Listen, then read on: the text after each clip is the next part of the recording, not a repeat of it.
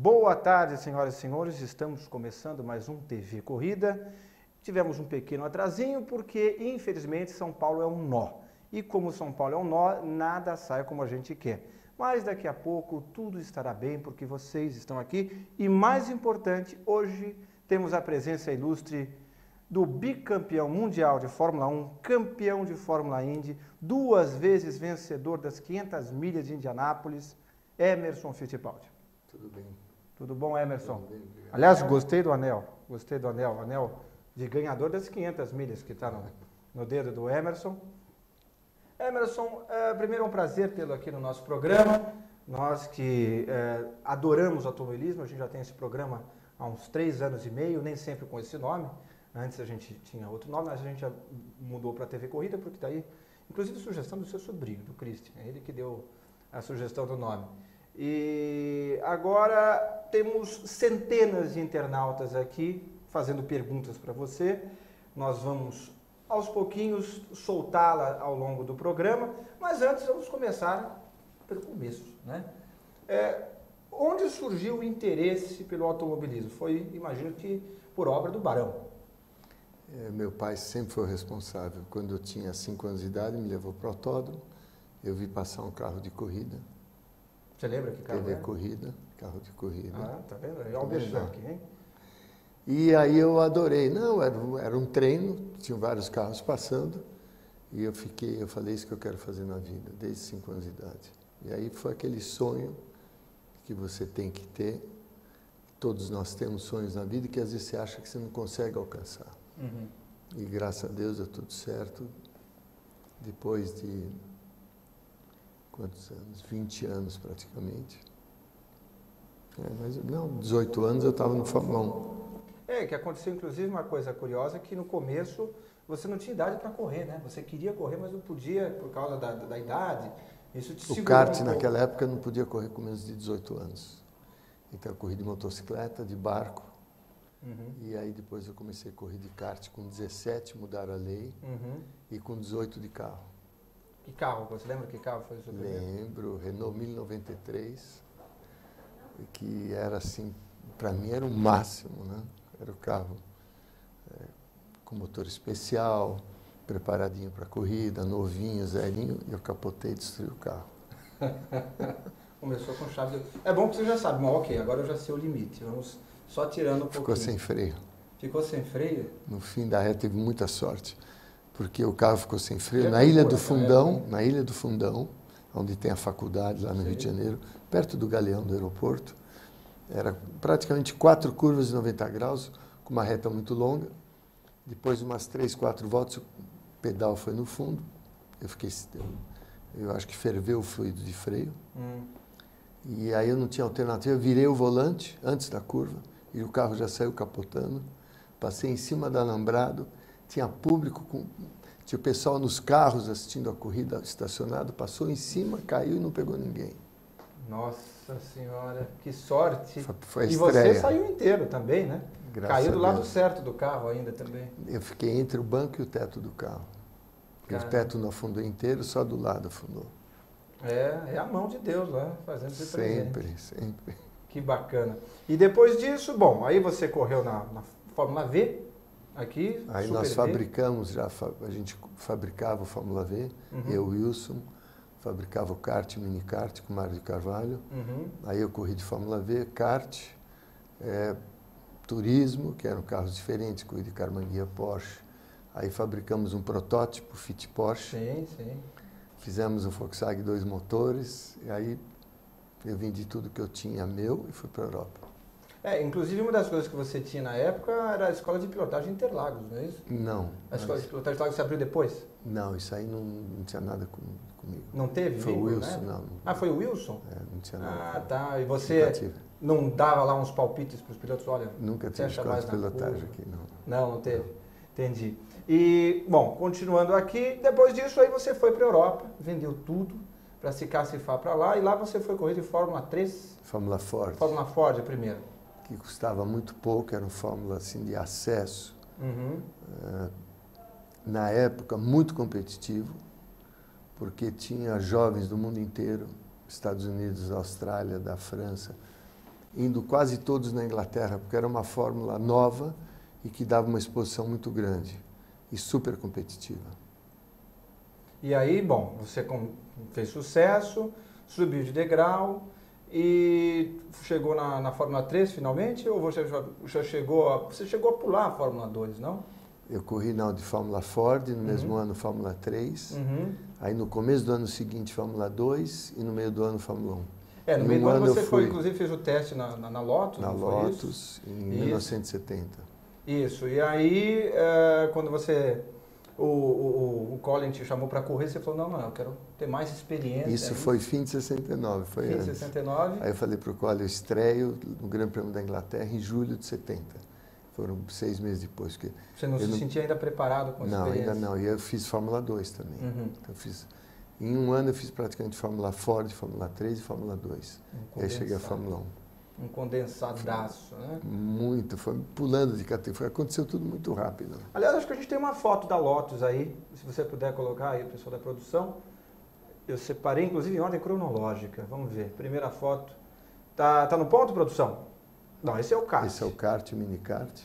É esse que daí nós fabricávamos na época, junto com o Mário de Carvalho, que tem até hoje a fábrica. Ok, tá ótimo. E aí, nessa época ainda não tinha proteção para pé, para nada, né? Hoje em dia ainda tem meio que uma gaiolinha para frente. Tem um pouquinho, mas era praticamente igual, né? O pé ficava exposto, mas... Mas até um totozinho hoje podia enganchar na época. Próxima foto. Esse é o Fórmula 2, que eu corri em 1972, porque enquanto eu estava na Fórmula 1, que eu comecei a Fórmula 1, continuei correndo Fórmula 2. Durante quase 3 anos eu fazia Fórmula 2 e Fórmula 1. Para aprender mais. Aliás, isso é uma coisa bem interessante, né? Porque durante muito tempo, teve inclusive piloto, se não me engano, eu estou tentando lembrar qual foi um piloto que corria de Fórmula 1, mas faleceu na Fórmula 2. Porque havia um intercâmbio. Os pilotos de Fórmula 1 corriam na Fórmula 2. Exato. E que foi o meu caso, eu fiquei correndo durante 3 anos. Mesmo depois que eu ganhei o título mundial, ainda continuei correndo na Fórmula 2. E por que isso se perdeu um pouco hoje em dia? Hoje em dia você não imagina um piloto de Fórmula 1 correndo de GP2. É meio que, não digo que é um downgrade, mas fica o estigma de que é só para novatos. E na verdade é mais uma fonte de... É porque naquela época tinham só 12 grandes prêmios. Você tinha um tempo disponível mais do que hoje em dia. E era diferente. Não tinha tantas amarras contratuais. Não, era diferente, não era diferente. Eu quando cheguei à Fórmula 2... Eu fui correr assim com os pilotos tops da Fórmula 1, então era uma chance de eu me comparar, de eu aprender com eles, que na época tinha o Graham Hill, Jack Stewart correndo, Jochen Rindt na Fórmula 2. Pessoal fraco, realmente. O Jack Brabham, todo mundo corria na Fórmula 2. Não o ano todo, mas algumas corridas eles faziam. Então para nós era espetacular, um jovem poder... Está correndo com pessoas com tanta experiência, campeões. E ainda com carro. E você aprendendo e ao mesmo tempo disputando. E num carro que ainda não tinha a mesma potência, por exemplo, da Fórmula 1, né? Tinha menos, tinha uns 280 cavalos. Na Fórmula 1 já era 450? 400 e pouco, Os FDV, não é isso? Isso.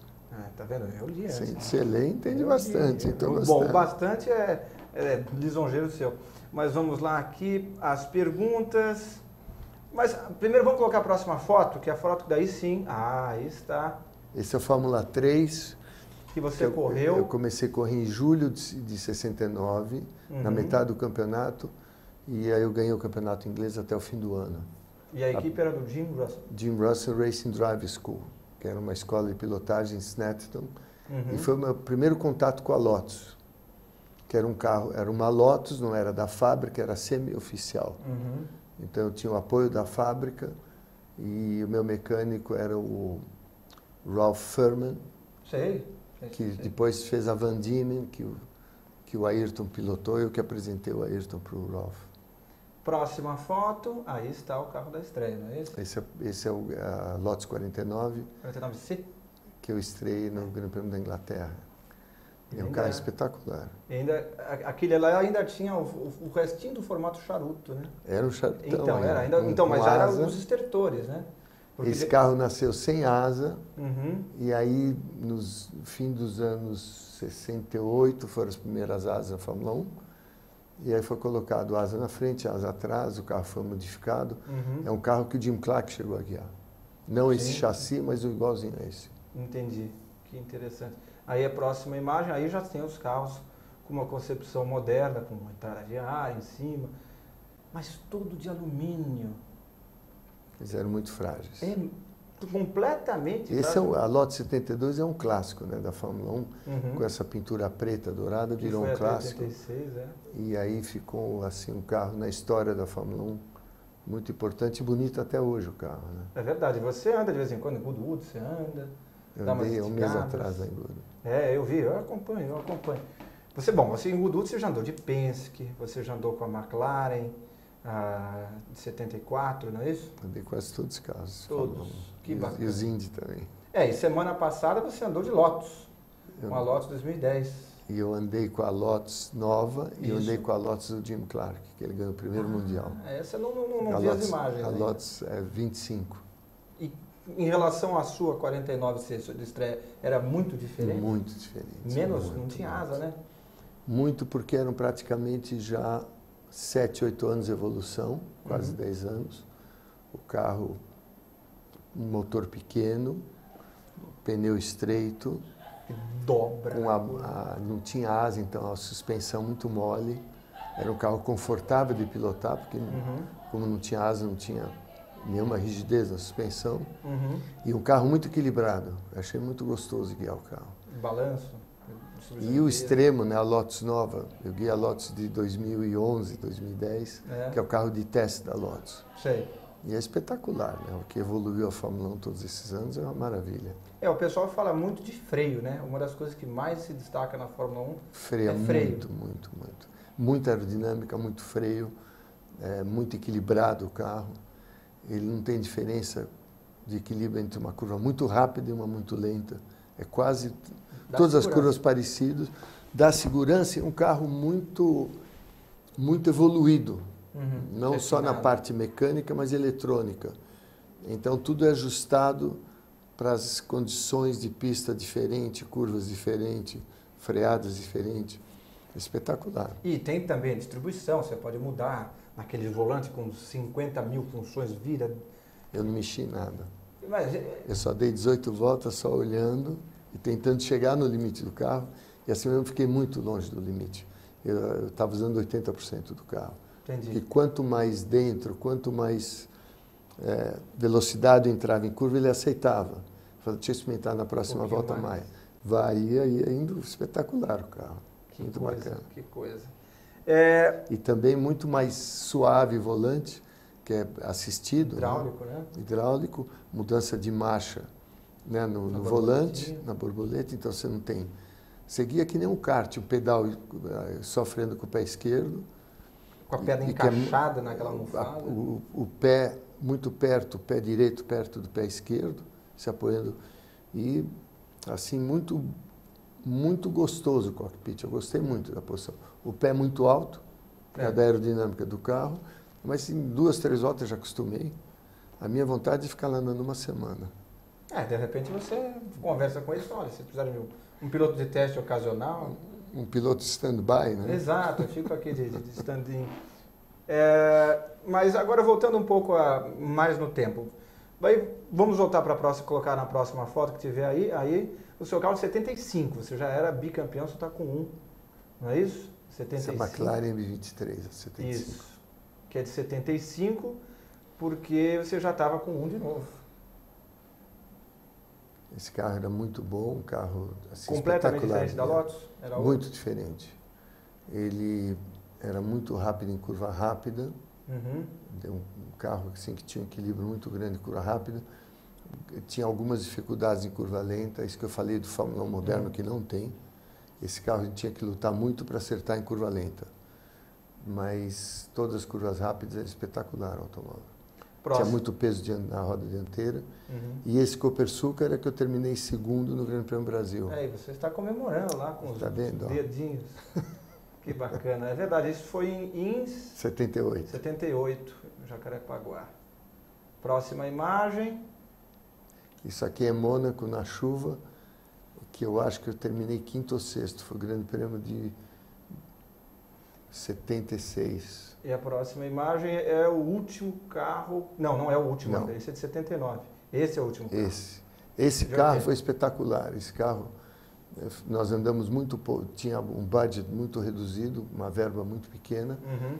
Eu testei algumas voltas em Snetterton e levamos para o Grande Prêmio da Alemanha, que foi a próxima corrida. Uhum. O Keck classificou em quarto, eu classifiquei em quinto. Seu carro quase nunca tem andado. E foi um dos primeiros trabalhos do Adrian Newey. O Ricardo falou. E o Harvey Vocês criaram um monstro, Que ele era estagiário e adorava ficar em túnel de vento, né? Muito bem, e aí de lá você foi para a Fórmula Indy. Você foi tentar a Fórmula Indy inicialmente. Qual foi o impacto da diferença que você sentindo entre Fórmula 1 e Fórmula Indy? Porque eram carros, ainda que para os olhos ignorantes parecessem iguais, eram completamente diferentes. Um corria em oval, comportamento outro. Você sentiu uma diferença muito grande no começo?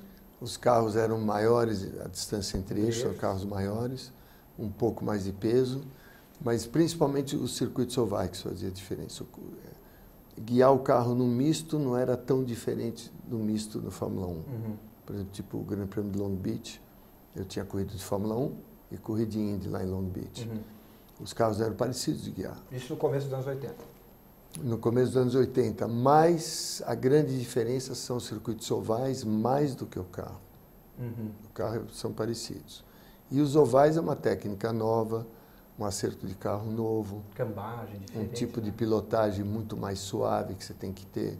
Você não pode ser agressivo no carro, tem que tentar não ter muito pitch change, mudança de atitude, entrada de curva, porque você baixa 2 graus o nariz em relação à traseira, o centro de gravidade, a pressão aerodinâmica vai para frente e desequilibra a traseira. Então, é um carro que você tem que acostumar e você tem que pilotar muito mais suave, apesar da velocidade. Brutal. E muito preciso. Que a gente saía com a roda, sai grudado no muro. Às vezes sai com a faixa branca. Pinta o pneu com a faixa do muro. Mesmo com software de hoje em dia deve ter. E a próxima imagem que a gente tem é de 84 no teste que você fez aqui em Jacarepaguá.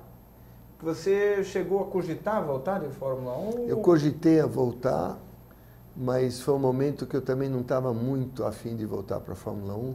Eu fiz um teste com esse carro que tinha mais de 1000 cavalos, era um motor Hart, e foi quando o Ayrton testou o Toleman pela primeira vez. Inclusive eu estava junto com o Ayrton no hotel, tudo, nós passamos dias juntos lá, foi muito legal.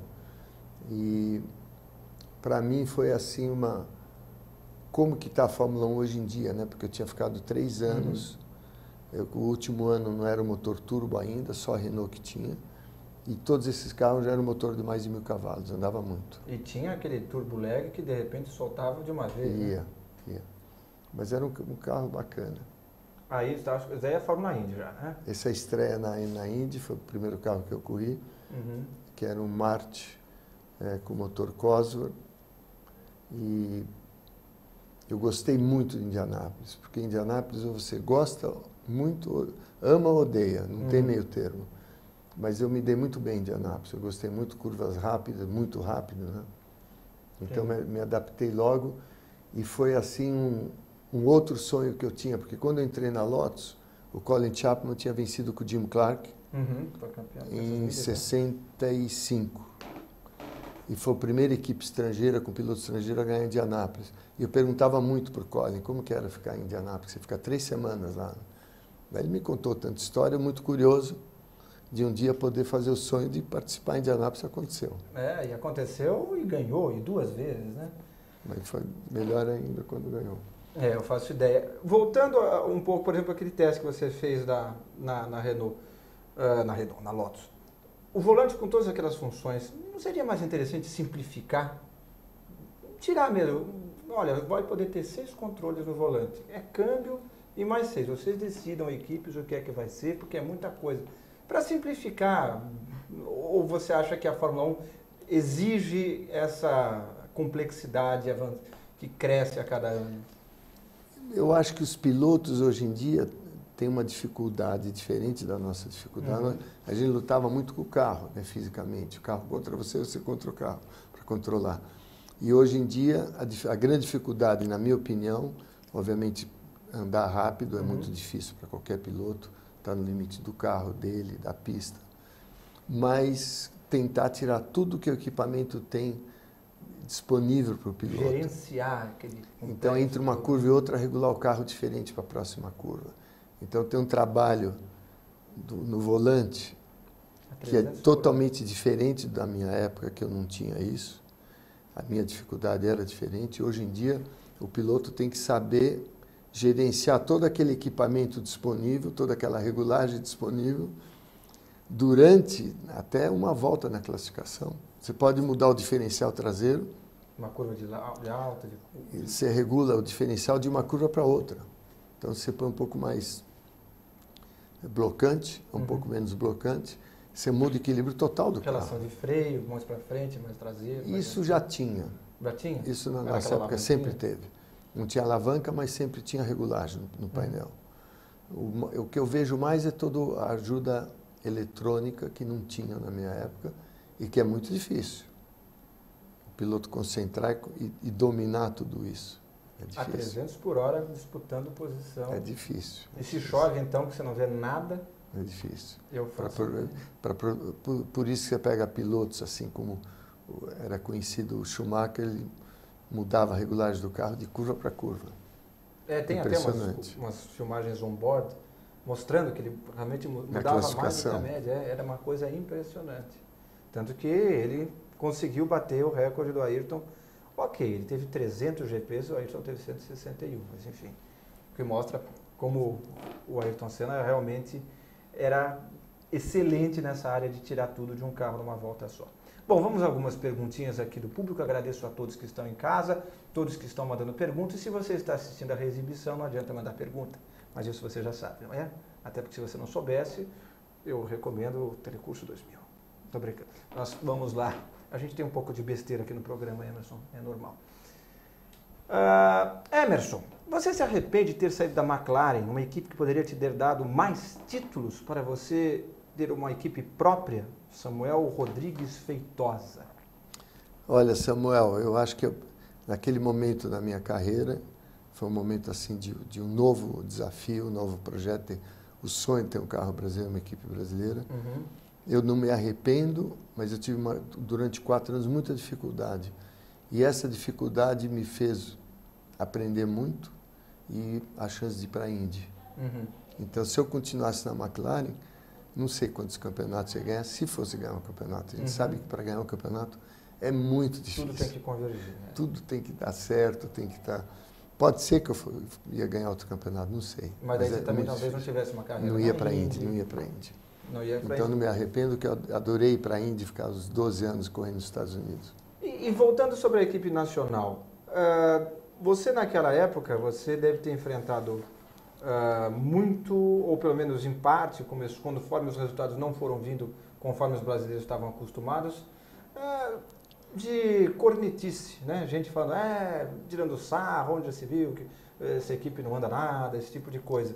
Você acha que isso é um mal do brasileiro ou isso é uma coisa normal, seja de que país for, o pessoal não vestir camisa e já ir logo para o deboche? Eu acho que o brasileiro é, de uma maneira ou outra, muito crítico e muito imediatista. Toda a imprensa especializada de automobilismo respeitava o projeto. A imprensa não especializada caía em cima, faziam críticas erradas. A imprensa especializada fazia a crítica correta, que você tem que aceitar a crítica, todo mundo erra. Mas dentro de um contexto de respeito, de valor, de trabalho, de dedicação. Foi assim, muito trabalho, todo mundo da equipe. O Ricardo Dívida, engenheiro assim, fantástico, que depois... O chefe de equipe. O Wilson.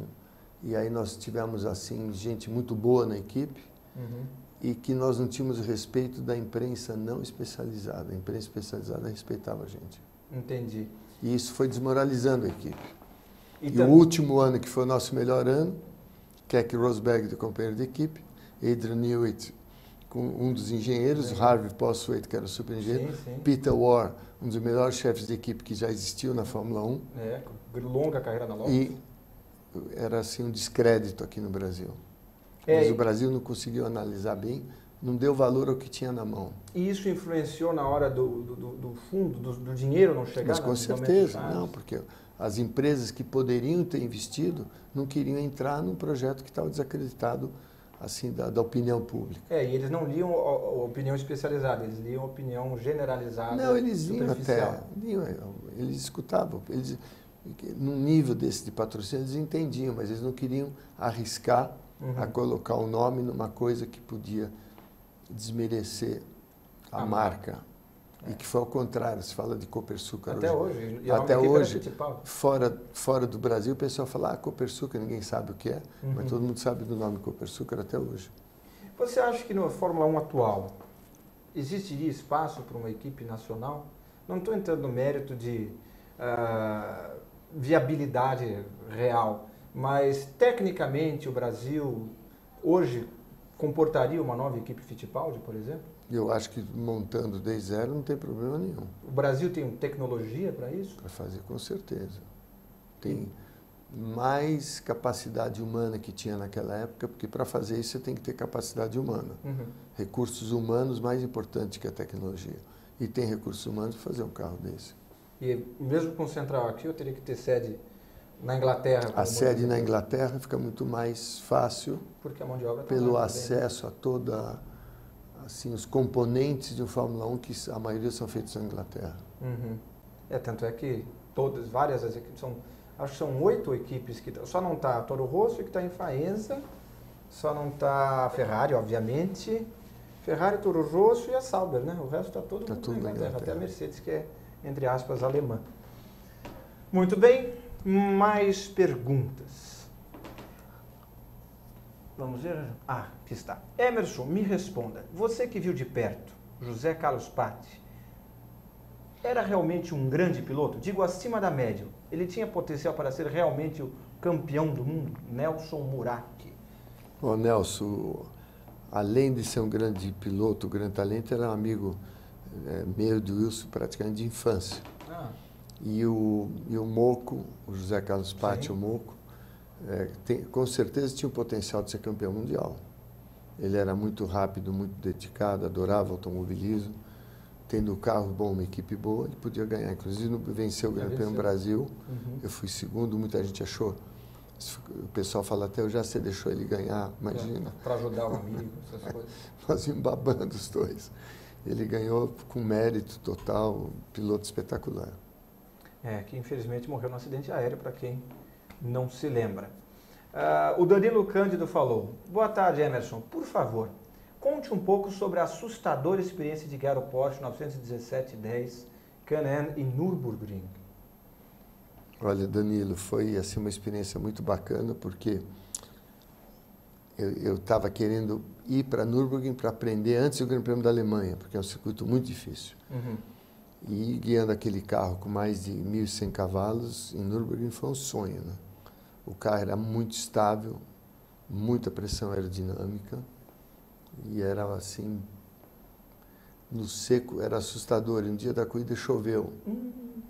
Eu estava largando em pole position e aí eu dei umas voltas no circuito pequeno para esquentar. O motor 12 cilindros começou a falhar com a água e eu estava andando com 9, 10 cilindros. E parei no box, vieram todos os mecânicos da Porsche, engenheiro. O motor está falhando. Eu falei, deixa ele com... Deve estar com uns 800 cavalos, é mais do que suficiente. Não mexe no carro. Se não soltar tudo... Os alemães não entenderam.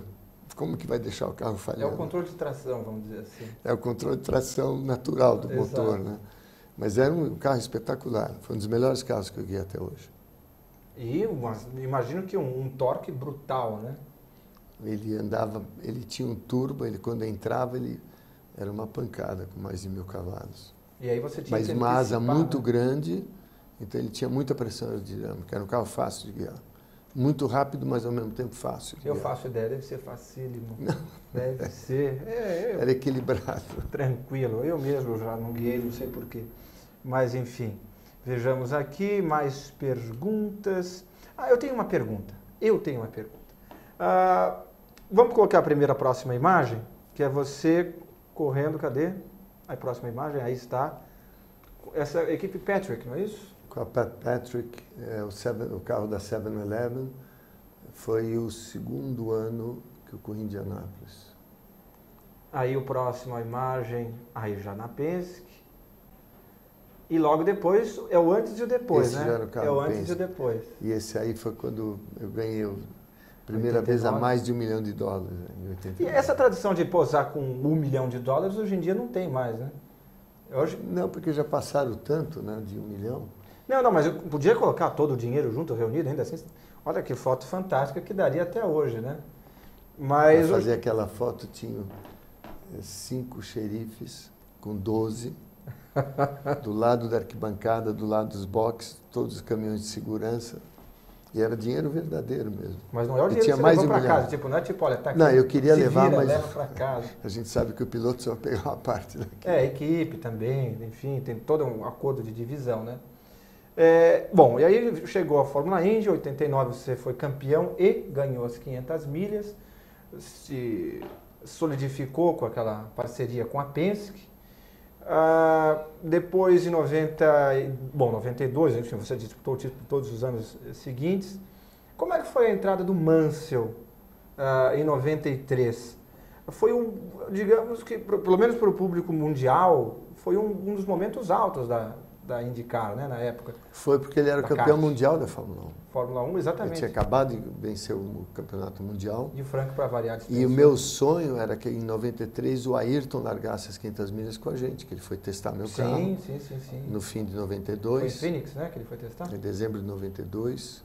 E aí o nosso sonho era ele guiar, eu largar do lado do Nigel e do Ayrton, ia ser fantástico, espetacular. E esse teste do Ayrton Senna, como é que surgiu a ideia do teste? Você falou, escuta, você está meio feliz? Eu estava jantando com ele aqui em São Paulo, aí ele estava naquela situação de... Lusco-fusco com a McLaren, vou, fico, não fico. Isso, faz uma corrida, não faz outra. Aí eu falei, Ayrton, por que você não tenta ir lá para a Indy fazer as 500 milhas? Ele falou, opa, não é má ideia, deixa eu testar. Eu falei, então, vem testar comigo. Eu liguei para o Roger, falei, ó, eu convidei o Ayrton para testar, dar uma chance para ele andar. Quando ele parou de tossir, ele falou, ok. E aí foi legal, foi espetacular o Ayrton andar. Só que o Roger não deixou ele andar no oval, ele estava preocupado que ele podia ser muito agressivo e ter um acidente. Oval, né? Porque o oval tem que ter um procedimento, você tem que chegar lá, anda um pouco, para, sai do carro, pensa, vai dormir no dia seguinte, guia de novo. Vai maturando, né? Vai absorvendo o oval, é difícil. E como é que, nesse teste do Ayrton que ele fez em 92, ele deu muitas voltas, como é que você preparou? Era um circuito muito ruim, né? Um circuito muito sujo, pequeno. Né? Era sujo. Era assim, poeira, um pouco maior que um cartódromo, tinha uns 2 quilômetros à volta, mas dava para ele sentir o carro. Não era um circuito assim para você usufruir tudo que aquele carro tinha, né? Entendi. Mas ele gostou muito do carro. A impressão dele foi muito mais positiva do que ele estava imaginando. E talvez foi muito além da expectativa. Ele gostou muito de guiar o carro. Talvez ele tivesse a ideia de um carro pesadão, esse tipo de coisa. O carro era bom de guiar, bom, gostoso. Não, eu faço ideia. E aí, depois disso, bom, aí acabou correndo na Fórmula 1 em 93 e você continuou também com sucesso. Em 93 você também ganhou as 500 milhas, mais uma vez. Foi.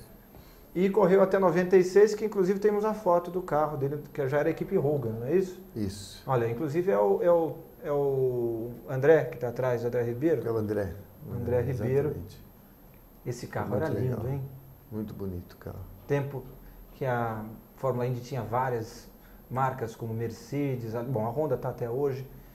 E depois disso, na verdade foi exatamente nesse ano que teve a cisão, né? Foi o primeiro ano da cisão que teve IRL e kart. Foi. E hoje reuniram-se novamente, né? A IRL meio que comprou a kart no tempo que ela perdeu força e hoje elas estão voltando a ter uma exposição. Como é que você vê a retomada da Fórmula Indy no cenário mundial? Ainda falta um caminho longo a ser percorrido, mas você acha que eles voltarão a ter a força dessas épocas áureas de Mansell, de Emerson, de Mário Andretti e companhia? De maneira internacional caiu muito audiência pela televisão, Uhum. e mesmo nos Estados Unidos caiu muito. As 500 milhas de Indianápolis continuam muito forte. Nos últimos 2, 3 anos o campeonato melhorou, mas está muito longe do que era A NASCAR nos anos 90. Muito, né? E nos anos 90 a Indy era maior e mais importante que a NASCAR. Uhum. E a audiência de televisão, às vezes, muito perto da Fórmula 1. E hoje em dia separou muito, né? Perdeu muito. Dizem que, inclusive, a NASCAR que preencheu muito o void, né? O vazio que tinha sido deixado. A NASCAR hoje toma conta do mercado americano, é espetacular, né? É. Você liga a televisão, é NASCAR direto. E se a gente colocar, até coloquei no meu blog uma vez, se a gente colocar os números de faturamento da NASCAR, ela põe a Fórmula 1 no bolso. É maior. Ela é maior do que a Fórmula 1, do que a Fórmula Indy juntas. É impressionante a máquina que é. Mas é porque o automobilismo americano tem uma coisa que a Fórmula 1 não tem, e eu não sei até que ponto isso é interessante. Eu acho ótimo, mas eu não sei até que ponto isso é interessante a Fórmula 1 não ter, nesse sentido que eu estou falando.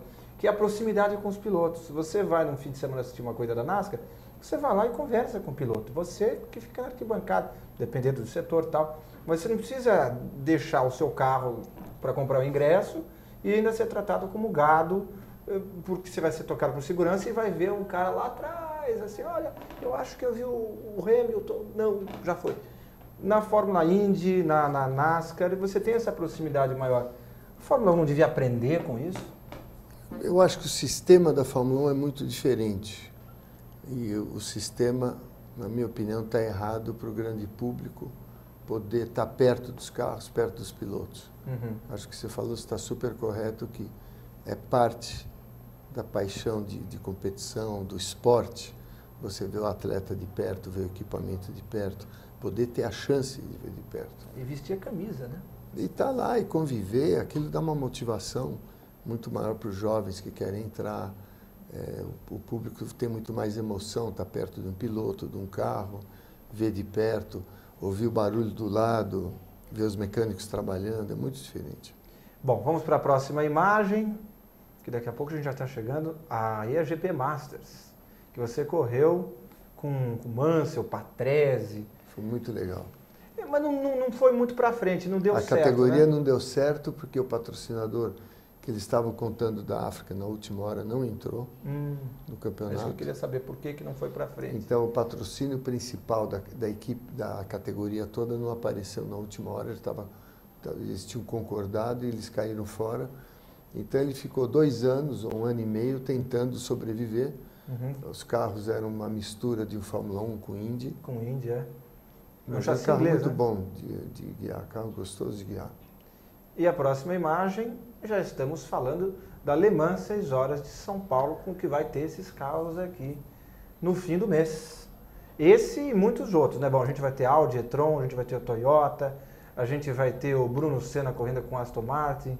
E agora vamos falar então do grande evento esportivo do segundo semestre do automobilismo no Brasil, que é a Le Mans 6 horas de São Paulo, que você é um dos organizadores, não é isso? E certamente você pode nos dar, e sobretudo para o público em casa, uma informação mais precisa de como vai ser para as famílias que vão assistir. Eu lembro que no ano passado teve roda gigante, enfim, tem toda uma miríade de atrações paralelas à corrida, porque como é uma corrida longa, você não vai ficar 6 horas na arquibancada olhando os carros passar, então você vai ter outras atividades para fazer. O que está sendo planejado para esse ano?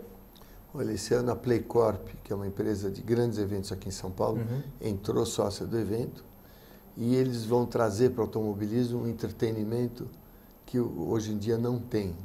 Parque de diversões, vai ter escola de segurança de trânsito para molecada junto com a PM. Que bacana. Vão ter outras atividades que eu não posso falar agora, vai ser surpresa. Eles desenharam Le Mans Village, atrás do paddock, que é uma cidade com ruas, tem uma praça inspirada em Paris e com lojas, com memorabilia, com ótimo. Tudo ligado ao automobilismo. Vou ficar pobre lá. Você vai ficar pobre. Eu vou ficar pobre.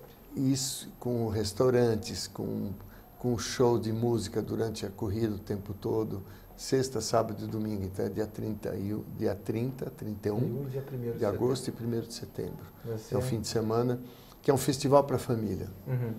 E exatamente o que você falou antes, o que é diferente da Fórmula 1, o público que entra em Interlagos vai ter o pit walk, todo mundo vai ter o pit walk, chegar perto dos carros, dos pilotos, que são máquinas maravilhosas. São fantásticas. Eles parecem uma espaçonave, né? Com uma tecnologia quase da Fórmula 1. É, fibra de carbono, eletrônica. E é um campeonato novo, né? O segundo ano desse campeonato mundial. Uhum.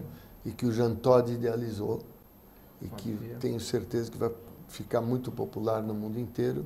São 8 etapas, o Brasil é uma das etapas. Oficiais. São Paulo é a única cidade no mundo que tem as 3 categorias, né? A Le Mans, a Indy e a Fórmula 1.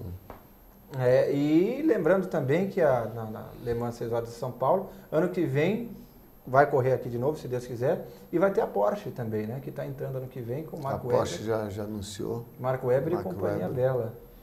E em outubro tem um boato muito grande que a Ferrari vai anunciar também a P1. Em outubro? A Alpine e Renault está entrando, a Nissan também está entrando ano que vem. Então esse campeonato vai crescer muito, não só para o público, mas para quem vive e gosta de automobilismo. Por exemplo, hoje tem muitos pilotos que chegam à Fórmula 1, que não tiveram chance ou não tiveram oportunidade de permanecer numa equipe boa, num carro bom, e vão para uma categoria alternativa que é essa, que são carros rápidos, é um campeonato mundial, que já tem hoje 16 pilotos, ex-pilotos de Fórmula 1 na categoria. Quer dizer, mostra uma nova chance, até para um piloto jovem. É verdade. Tem um caminho diferente, ter não só assim, uma carreira esportiva, mas profissional também. Viver disso. Piloto. E as montadoras estão entrando, interesse muito grande. A Toyota, que tinha a equipe de Fórmula 1, a mesma equipe de Fórmula 1 da Toyota que fez o protótipo e que teve a primeira vitória no ano passado aqui na Le Mans 6 horas de São Paulo. São Paulo, é verdade. E além disso, nós vamos ter uma corrida de Superbike no dia da corrida, que é o Campeonato Brasileiro de Superbike do Bruno Corano. Vão largar mais de 50 motocicletas, que no final da reta tem quase a velocidade dos protótipos. Você andou se aventurando no mundo das motos, né? Tem moto especial do Emerson Fittipaldi. Nós fizemos uma série, eu fui andar em Interlagos também, espetacular, com controle de tração, tudo eletrônico. Mas e moto, você se sente tão à vontade quanto de carro ou nem tanto? Não. Eu corri de 14 a 16 anos e não me sinto à vontade, não. Inclusive o Bruno fez uma clínica comigo, eu saí atrás do Bruno Corano, ele deu umas 10 voltas, eu fui pegando jeito, acelerando mais. Aí dei umas voltas sozinho, mas aí parei. Você falou, ok. Chega. Lembrou do Schumacher também, né? Lembrou do Schumacher. O tomou um tombão, podia ter se machucado. A moto é muito... Eu admiro muito hoje a MotoGP, é fantástico. Né? É verdade. O que eles fazem em cima de uma moto é incrível. E agora o Marc Marquez também, mostrando um talento novo. Também. Você assistiu em Laguna ele passando para a primeira? A La Zanardi. Quando ele passou o alemão meio de lado, assim? Sim, lembrou o de Zanardi. lado de moto, né? Lembrou? Ele passou no corkscrew, no saca-rolha, ele passou o Valentino Rossi. Isso. Aí foi para a segunda. Depois ele passou o líder na freada do cotovelo antes da reta dos boxes. É verdade. Derrapando em 2 rodas. É espetacular. Fácil, é fácil. Nossa. É igual dirigir aquele Porsche seu, é fácil. Para quem sabe, é fácil. Vamos ver mais perguntas aqui. Muito bem. Muita gente está perguntando do Felipe Massa. Como é que você vê a atual fase do Felipe Massa? Quer ver? A pergunta, inclusive, é do... Cadê? Ih, não estou achando. Bom, eu perdi aqui a pergunta, mas eu lembro de tê-la lida. Aqui. Mas o que você pode dizer da carreira do Massa, analisando o que ele já conquistou? Bom, como prevê o futuro do piloto? Aí só jogando os búzios, não é, meu amigo? Acredita em um título brasileiro? Você trouxe os búzios hoje, Emerson. Mas como é que você vê o momento do Massa no campeonato de 2013? Onde ele começou o ano bem melhor do que começou 2012, graças a Deus, mas ainda não embalou. Vamos também deixar claro que a Ferrari desse ano, pelo menos ultimamente, não está também nenhuma Brastemp, né? Não está com um carro fantástico e o computador desligou. Que bom. Enfim, a partir de agora, eu e você. Vou até desligar aqui o computador porque ele desligou e isso agora é caro e inútil. Tá vendo? Isso é televisão ao vivo, gente. Emerson Fittipaldi é tanta energia que drenou do computador para ele. Mas como é que você vê o momento atual do Felipe Massa, que tem um carro que já não está tão bom, tanto é que o Alonso andou dando uns coices aí, sendo repreendido pela Ferrari. Você acha que ele tem boas chances de continuar na equipe italiana em 2014? Eu acho que vai depender muito dos próximos grandes prêmios, como que ele vai se estabelecer. Ele é muito rápido, ele se adaptou bem ao carro, sem controle de tração, porque o Felipe sempre guiou o carro com controle de tração. Ele estreou em 2002, que já ele tinha. É um piloto muito agressivo, em entrada e saída de curva. Então ele precisava muito de controle de tração. Ele teve uma dificuldade quando tiraram o controle de tração. Hoje em dia eu vejo o Felipe assim, bem rápido, inclusive esse ano está ali junto com o Fernando, nas classificações. Às vezes até na frente. Às vezes na frente do Fernando. E que ele teve assim uma fase ruim, muito boa no começo, pegou uma fase ruim, nós sabemos que daqui a pouco ele vai ter uma fase boa. Dessa fase boa, acho que vai ser importante para ele se estabelecer mais um ano na Ferrari. E a Ferrari equipe, o Stefano Domenicali gosta muito dele. Existe uma pressão muito grande da imprensa italiana, que critica, o italiano critica toda hora, é pior que o brasileiro. Não, é bem pior que o brasileiro. Eles usam termos, lá não são falaram que o Massa era desperdício de gasolina, umas coisas bem pesadas. Mas o Felipe está acima disso, acho que o Felipe tem a categoria, tem a experiência, tem a velocidade para mostrar. Ele vai ter que mostrar agora. Certo. E falando das próximas gerações que vêm por aí na Fórmula 1, se Deus quiser, bom, imediatamente aí tem vindo o Felipe Nasser, que, se Deus quiser, vai entrar no ano que vem. Até o Ben Eccleston já falou que deve dar a sua contribuição para a entrada dele. Mas mais para frente, o sobrenome Fittipaldi pode vir aí, tanto com o Pietro quanto com o Enzo, não é isso? O Pietro, que está mais perto, está no caminho. Sim, mas o Enzo também tem uns resultados bem interessantes. O Enzo andou muito agora. bem, é muito legal isso. Como é que você vê muito difícil para falar. A próxima geração Fittipaldi nas pistas? Eu vejo o Pietro com esse novo projeto, né, com a Claro, com a Embratel, que é um projeto que fizeram primeiro para os pilotos mexicanos e que deu muito certo. Sérgio Pérez, Gutiérrez, na Sauber. E o Pietro teve essa oportunidade como brasileiro de entrar nesse projeto. Então, é uma oportunidade grande para ele. Eu acho que ele teve muita sorte essa oportunidade, né, da Claro apoiar um brasileiro, só a Embratel. Competência, né? Porque ele correu bem nos Estados Unidos. Ele correu bem na NASCAR, andou muito bem. E agora ele vai ter que entregar resultado e aprender, né? Andou bem em Brands Hatch há 2 semanas atrás. 4, não é isso? Ele ganhou, teve a primeira vitória já depois de 3 meses. Uma pista que também é especial para você. E uma pista tecnicamente difícil, que é um circuito longo. Ele nunca tinha corrido no circuito Grand Prix, no longo. Só treinou 20 minutos e já classificou em segundo. Quer dizer, mostrou que tem velocidade. E na corrida fez o tempo mais rápido. Fez a volta mais rápida.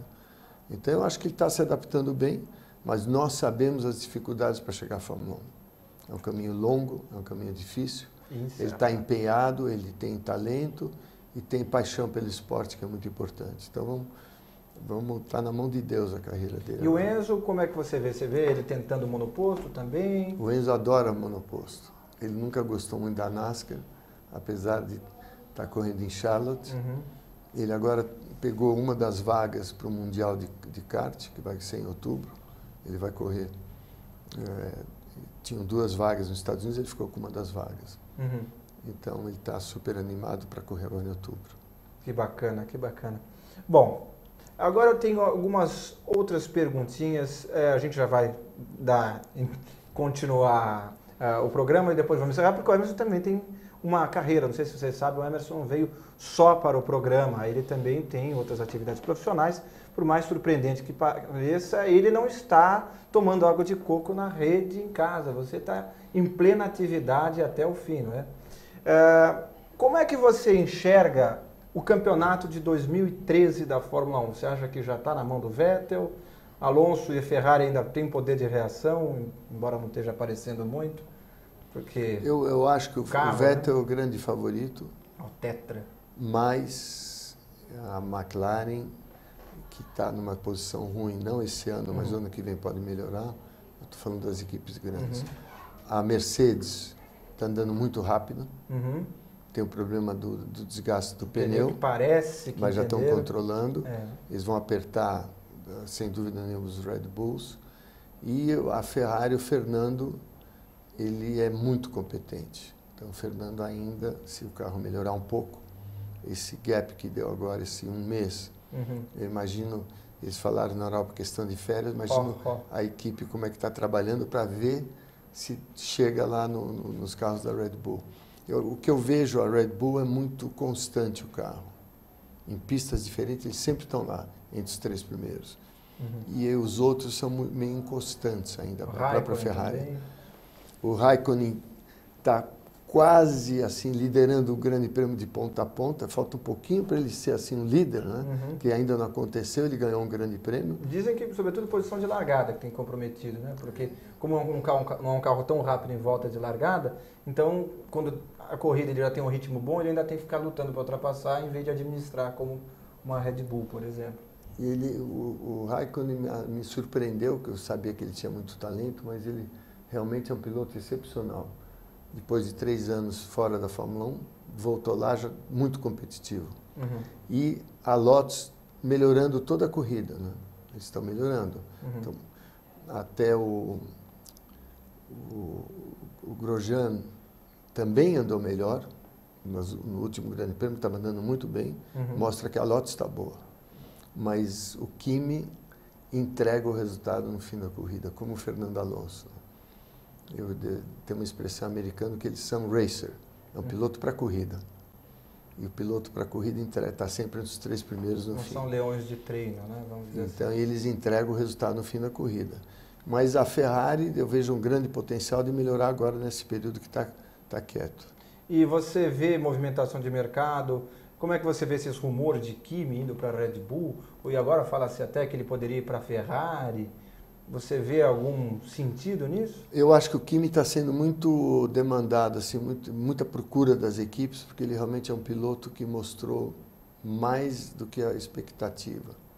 Então, as equipes que querem um piloto de ponta, o Kimi é o piloto perfeito hoje. A Lotus não tem um budget muito grande. E está com dívidas grandes, né?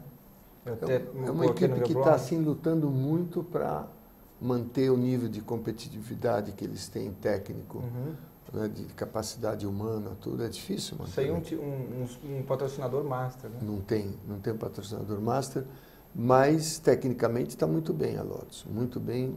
O carro é constante, anda bem. E o Kimi né? É impressionante que termina, todos os grandes prêmios ele termina, né? Inclusive ele quebrou o recorde de continuidade do Emerson, é ótimo. Do Michael Schumacher. De terminar. Eu acho que eu já está na 27ª ou 26ª corrida consecutiva nos pontos. Terminando os pontos? Sim.